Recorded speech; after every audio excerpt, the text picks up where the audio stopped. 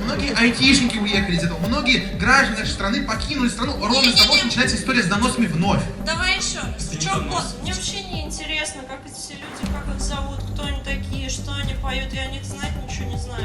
Вы не знаете Басту? Если закон нарушен, я Басту, я, конечно, знаю.